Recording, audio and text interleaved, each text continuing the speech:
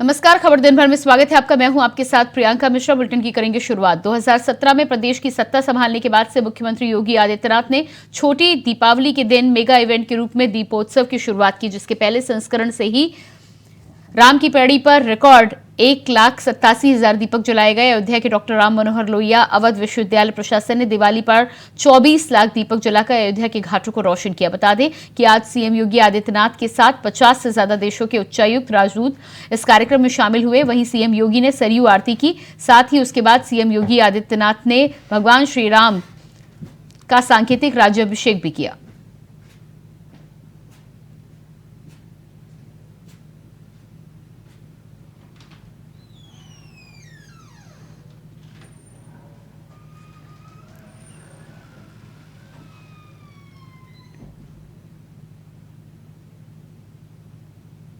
वहीं कैसे हर साल अयोध्या में दिए जलाने का रिकॉर्ड बना है, ये भी आप जान लीजिए। हर साल अयोध्या तोड़ रही है रिकॉर्ड। साल 2017 में सरयू के घाट पर 1,71,000 दिए जलाए गए।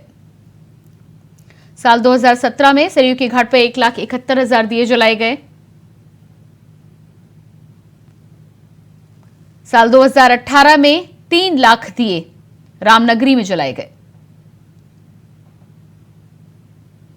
साल 2019 में 4 लाख दिए भगवान श्री राम की नगरी अयोध्या में दीपोत्सव के रूप में जलाए गए। साल 2020 में 5,51,000 दिए जलाए गए।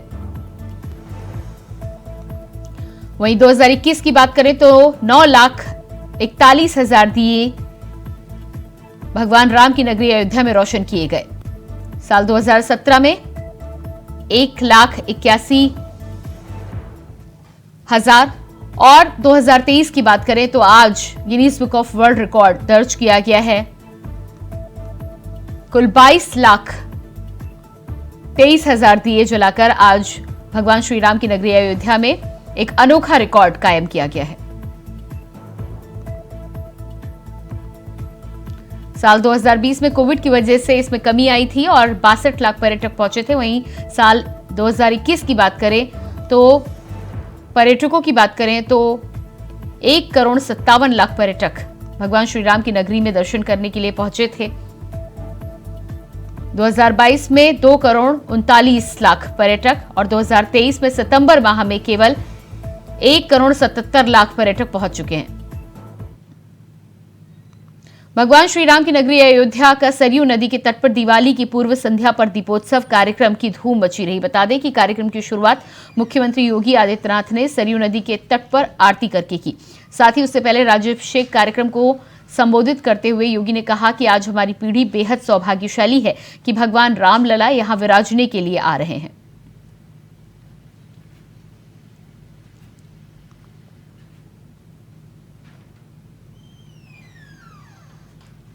मां सरयू के पावन तट पर स्थित राम जी की पैड़ी पर दीपोत्सव कार्यक्रम का आयोजन हुआ, जिसमें सीएम योगी आदित्यनाथ ने क्या कुछ कहा, आपको सुनाते हैं।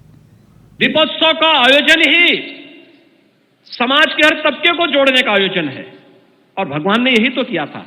अयोध्या से गए, निषाद राज को गले लगा लिया, जंगल में गए, चित्रकूट में गए, ऋषि मुनियों के आश्रमों में जाकर के उन्हें अभय होने के लिए एक संकल्प लेकर के बढ़े और एक ही संकल्प था, निस्सरहीन करो मही भुज उठाए प्रणकीन। और भाइयों बहनों, राक्षस विहीन कर दिया इस धरती को। बड़े बड़े राक्षस थे, उनके पास बड़ी बड़ी टीमें थी, बड़े बड़े उनके पास सेनाएं थी, सब स्वाहा हो गए। और भाइयों बहनों, जंगल में उन्होंने माता सबरी के भी जूठे बेर खाए, वनवासियों को, गिरवासियों को गले से लगाया। जामवंत भी, हनुमान भी, अंगद भी, सुग्रीव भी उनके मित्र बने। महर्षि अगस्त का भी आशीर्वाद लिया, सेतुबंध का निर्माण भी किया और अयोध्या आगमन पर राम राज्य की आधारशिला की नींव को रख करके दुनिया की सबसे आदर्श व्यवस्था के रूप में किसी एक व्यवस्था को दुनिया आज भी मानती है, वह राम राज्य की व्यवस्था को मानती है और राम राज्य की इसी आधारशिला, आधार भूमि को। और इसीलिए 22 जनवरी के इस महोत्सव के लिए हम सब तैयार अभी से तैयारी शुरू करें। ये हम सब का अपना आयोजन बने। अयोध्या वासियों का, संतों का, हर व्यक्ति पूरे प्राणपण के साथ जुड़ करके श्री राम जन्मभूमि तीर्थ क्षेत्र ट्रस्ट के साथ मिलकर के, सरकार के साथ मिलकर के अगर इस कार्यक्रम के साथ हम जुड़ेंगे, भाइयों बहनों, हमारी अयोध्या दुनिया की सुंदरतम नगरी के रूप में स्थापित होगी। जिस अयोध्या वासियों के बारे में भगवान ने स्वयं कहा, अति प्रिय मोहि यहाँ के वासी, तो उस अयोध्या वासियों की जिम्मेदारी भी बनती है कि भगवान जब आपको सबसे प्रिय मानते हैं, तो जब भगवान आ रहे हो, तो जैसे दीपावली का कार्यक्रम अयोध्या वासियों ने पूरे दुनिया के सामने दीपोत्सव के रूप में प्रस्तुत कर दिया है, ऐसे ही भगवान राम के 22 जनवरी के अपने मंदिर में विराजमान करने के लिए जब प्रधानमंत्री जी आएंगे, तो अयोध्या वासियों को स्वागत की तैयारी, उसी प्रकार की तैयारी के लिए अपने आप को तैयार रखना होगा। आप सब तैयार हैं? सभी लोग तैयार हैं? जय जय सीताराम। सभी लोग तैयार हैं? भाइयों बहनों, भगवान राम का याद रखना, भगवान राम का, रामलला का भव्य मंदिर का निर्माण होना और रामलला का अपने भव्य मंदिर में विराजमान होना, ये राम राज्य की आधारशिला को पुष्ट करना है, मजबूत करना है, जिसे प्रधानमंत्री जी ने पिछले 9.5 वर्ष के अंदर भारत के अंदर स्थापित किया है। दैहिक दैविक भौतिक तापा राम राज नहीं काहू व्यापा, सब नर करहि परस्पर प्रीति, चलहि स्वधर्म नृत सुत नीति। भाइयों बहनों, दैहिक दैविक और भौतिक तीनों प्रकार के ताप, चाहे वह कोई आपदा हो, कोई दैवी आपदा हो, आतंकवाद की समस्या हो, नक्सलवाद की समस्या हो, हिंसक जानवरों की समस्या हो, या फिर किसी भी प्रकार की दुख और दरिद्र, शारीरिक और मानसिक पीड़ा हो, इन सब से मुक्ति एक ऐसी व्यवस्था जो हर व्यक्ति को खुशहाली के मार्ग पर आगे ले जा सके। गरीबों के लिए जो योजनाएं बनी, हर घर में शौचालय बन गया, हर गरीब के लिए आवास की व्यवस्था हो गई, हर गरीब को विद्युत की कनेक्शन मिल गए, हर गरीब के घर में स्वस्थ ईंधन के लिए उज्ज्वला योजना के कनेक्शन मिल गए, हर गरीब के स्वास्थ्य के लिए आयुष्मान भारत की 5 लाख रुपए की स्वास्थ्य बीमा का कवर मिल रहा है। हर गरीब के लिए वे सभी सुविधाएं, और अपने और पराये का आभास भाइयों बहनों तब होता है जब व्यक्ति संकट में होता है। हमने पहले दीपोत्सव को पूरी भव्यता के साथ एक नई ऊंचाई तक पहुंचाते रहे, लेकिन अगले 3 वर्ष हमारे लिए कठिन थे जब कोरोना महामारी ने आ घेरा था, लेकिन तब भी हमने दीपोत्सव के कार्यक्रम को बाधित नहीं होने दिया। और हम तो आभारी हैं, माननीय राज्यपाल महोदय भी इस हर कार्यक्रम में भागीदार बनती थी।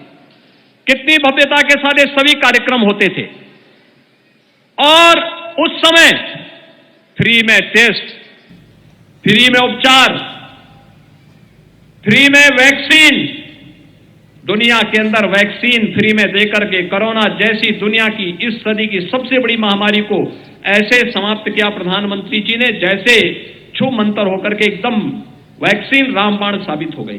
भारत का वैक्सीन सबसे प्रभावी हुआ। मात्र 9 महीने के अंदर वैक्सीन बन जाना आज तक कभी नहीं बन पाया, अकेले भारत ने बना के दिखाया। वहीं अयोध्या में आज विराट दीपोत्सव कार्यक्रम हुआ, जिसको लेकर देश प्रदेश के कई चेहरे दीपोत्सव कार्यक्रम में शामिल हुए। हम आपको दिखाते हैं इंडिया वॉइस के कैमरे से 8 तस्वीरें, जहां पहली तस्वीर अयोध्या की शोभा यात्रा की है, वहीं दूसरी तस्वीर झांकियों की झलक दिखा रही है। तीसरी तस्वीर जो आप अपनी टीवी स्क्रीन पर देख पा रहे हैं, इसमें ढोल नगारों की धुन में श्रद्धालु झूमते नाचते दिखाई दे रहे हैं। तो वहीं चौथी तस्वीर दीपावली के रंग बिरंगे राजस्थान से सामने आ रही है। 5वीं तस्वीर शोभा यात्रा की है, जहां लोक नृत्य करते हुए कलाकार दिखाई दे रहे हैं। 6वीं तस्वीर भव्य रथ की तैयारी की है। 7वीं तस्वीर की बात करें तो अयोध्या में मोदी योगी के पोस्टर लगाए गए हैं। और 8वीं तस्वीर अयोध्या के विराट दीपोत्सव कार्यक्रम की है, जहां 22,23,000 दिए आज जलाकर कीर्तिमान स्थापित किया गया। बुलेटिन में फिलहाल रुकते हैं एक छोटे से ब्रेक के लिए, फौरन वापस लौटते हैं। ब्रेक के बाद बात करेंगे अगली खबर की। मध्य प्रदेश विधानसभा चुनाव के लिए सत्तारूढ़ बीजेपी ने अपना घोषणा पत्र जारी कर दिया है। बता दें कि बीजेपी के राष्ट्रीय अध्यक्ष जेपी नड्डा ने घोषणा पत्र जारी करते हुए कहा कि संकल्प पत्र से पहले सभी को दिवाली की बधाई देता हूं। साथ ही उन्होंने कहा कि समय के साथ ही साथ मैनिफेस्टो की महत्ता घटती गई है क्योंकि राजनीतिक दलों ने घोषणा पत्र के जरिए झूठ बोला है। बीजेपी एक ऐसी पार्टी है जो घोषणा पत्र को अपना रोड मैप मानती है। इस दौरान उन्होंने कहा कि हमारा पार्टी के सबसे बड़ा मकसद है गरीबों का कल्याण।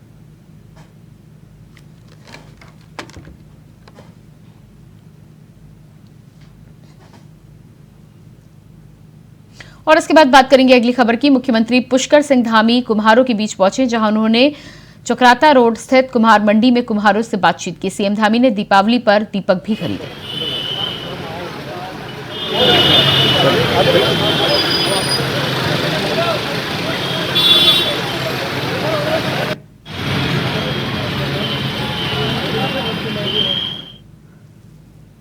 राज्य स्थापना दिवस पर राजधानी देहरादून में हुई लूट की वारदात को लेकर अब सरकार सख्त हो गई है। बता दें कि मुख्यमंत्री पुष्कर सिंह धामी की तरफ से पुलिस महानिदेशक और देहरादून के एसएसपी को सख्त हिदायत दी गई है और इस पूरे मामले में आरोपियों को पकड़ने और कड़ी सजा देने के निर्देश दिए गए हैं।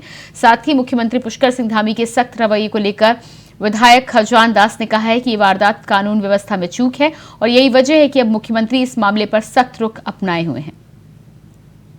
देखिए, जो भी कुछ घटा है दुर्भाग्यपूर्ण था और उस दिन सारी व्यवस्था है, माननीय राष्ट्रपति जी यहाँ पर आए थे, उनके अगुवाई में लगी थी और ऐसा नहीं कि पुलिस व्यवस्था जहाँ पर ये घटना घटित हुई है वहाँ पर भी थी, किंतु न जाने कहाँ पर ये चूक हो गई है, जिस कारण माननीय मुख्यमंत्री जी ने तत्काल एक हाई लेवल की बैठक की है और सख्त निर्देश दिए हैं कि अब तत्काल इसका खुलासा करें, नहीं तो संबंधित के खिलाफ कार्रवाई की जाएगी। उत्तराखंड में जल्द ही समान नागरिक संहिता कानून लागू हो सकता है। बताया जा रहा है कि उत्तराखंड सरकार को जल्द ही यूसीसी ड्राफ्ट के लिए बनाई गई कमेटी ड्राफ्ट रिपोर्ट सौंप सकती है। इसके बाद सरकार जल्द ही विधानसभा का विशेष सत्र बुला के इसे विधानसभा से पास कराकर कानून बना सकती है। देखिए, सबसे पहले तो माननीय मुख्यमंत्री जी को मैं बधाई देता हूँ, शुभकामनाएं देता हूँ। उन्हें ऐतिहासिक पहल इस पर की, इसके लिए कमेटी बनाई, उसका ड्राफ्ट बनकर आ गया है और जैसा कि माननीय मुख्यमंत्री जी ने कहा है, इसके लिए अगर विशेष सत्र बनाना होगा वही बुलाया जाएगा, क्योंकि हमारी मंशा बिल्कुल साफ है। चुनाव से पहले माननीय मुख्यमंत्री जी ने घोषणा की थी कि हमारी सरकार आएगी तो यूसीसी लागू करेगी। तो भारतीय जनता पार्टी जो कहती है उसको करने में विश्वास करती है और उत्तराखंड पहला राज्य होगा जो यूसीसी लागू करेगा। 11 नवंबर को बद्रीनाथ धाम और केदारनाथ धाम को दीपावली के अवसर पर फूलों से सजाया गया है। बता दें कि कल दोनों ही धामों में बर्फबारी हुई है, लेकिन तीर्थयात्रियों का आना जाना जारी है। साथ ही बद्रीनाथ धाम के कपाट शनिवार 18 नवंबर को 3:33 पर शीतकाल के लिए बंद हो जाएंगे। इस दौरान कपाट बंद की प्रक्रिया के तहत पूजा 14 नवंबर मंगलवार को शुरू हो जाएगी।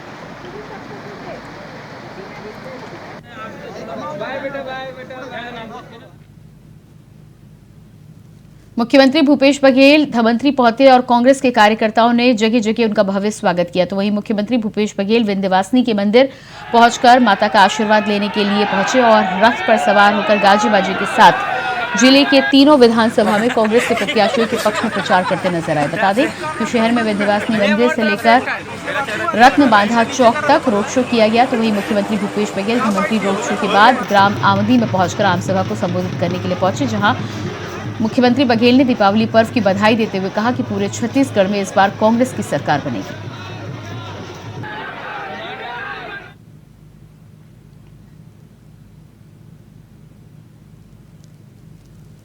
और इसके बाद अगली खबर सीतापुर से सामने आ रही है। खाद्य मंत्री अमरजीत भगत के चुनाव क्षेत्र में भाजपा अपने उम्मीदवार की जीत सुनिश्चित करने के लिए एड़ी चोटी का जोर लगा रही है। बता दें कि सेना की नौकरी छोड़कर राजनीति में आए राजकुमार टोप्पो इस बार अमरजीत भगत के खिलाफ चुनावी मैदान में हैं, उन्हें कड़ी टक्कर दे रहे हैं। साथ ही सीतापुर विधानसभा सीट एक ऐसी सीट है जिस पर 1952 से पहले चुनाव से लेकर आज तक कभी भी भाजपा जीत का स्वाद नहीं चख पाई है। यही वजह है कि इस विधानसभा क्षेत्र में भाजपा लोगों को लुभाने के लिए हर संभव प्रयास करने में जुटी है। इसी कड़ी में भाजपा के दिग्गज नेता और केंद्रीय मंत्री राजनाथ सिंह ने सीतापुर में एक चुनावी आमसभा को संबोधित किया।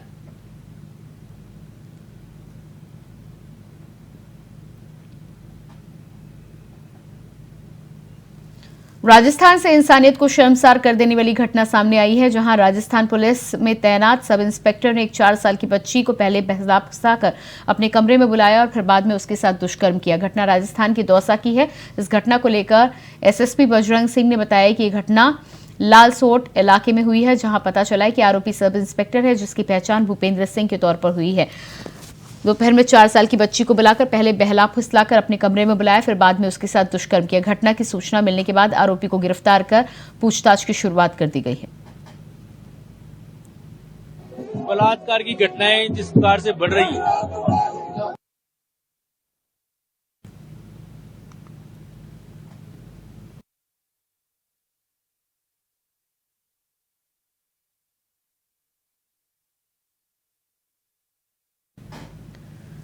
त्योहारों के बीच रायबरेली में धारा 144 लागू हो गई है, जो कि 28 नवंबर तक लागू रहेगी। बता दें कि डीएम हर्षिता माथुर के निर्देश पर धारा 144 लागू की गई है, जिसकी जानकारी एसडीएम प्रशासन प्रफुल्ल त्रिपाठी ने दी। प्रशासन ने निर्देश दिया है कि धारा 144 का उल्लंघन करने वालों पर कार्रवाई की जाएगी।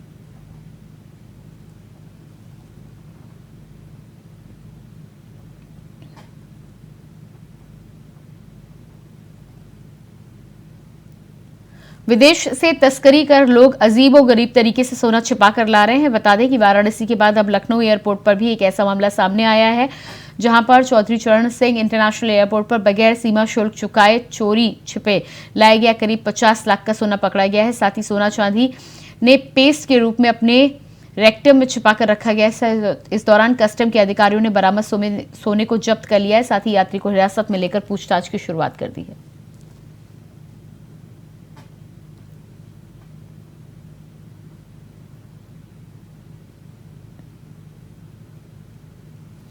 खबर जालौन से है, जहां पुलिस की फर्जी एसटीएफ और एसओजी अधिकारी से मुठभेड़ हो गई है। बता दें कि मुठभेड़ में दोनों तरफ से ही कई राउंड फायरिंग की गई, जिसमें पुलिस के साथ मुठभेड़ में शातिर बदमाश के पैर में गोली लगी है। वहीं दूसरा साथी गिरफ्तार कर लिया गया है। शातिर बदमाश लूट के मामले में जनपद औरैया से वांछित चल रहा था। गिरफ्तार बदमाश के पास से पुलिस ने एक बाइक, 2 तमंचे, 3 जिंदा कारतूस और एक पुलिस की यूनिफॉर्म बरामद की है। मामला उरई के कोतवाली क्षेत्र फैक्ट्री एरिया का बताया जा रहा है।